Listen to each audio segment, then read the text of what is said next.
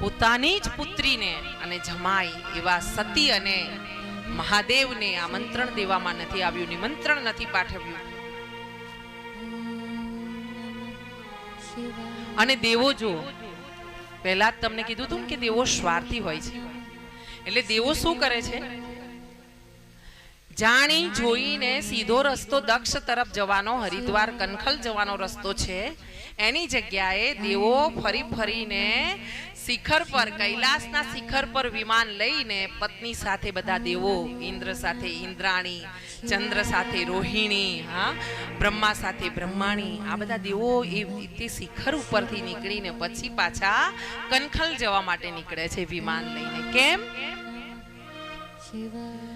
કે મહાદેવને યાદ કરાવે, સતીને યાદ કરાવે કે તમે તો ત્યાંના જમાઈને દીકરી છો, પણ તમને નિમંત્રણ નથી, અમને નિમંત્રણ દીધું છે, અમે મહાન.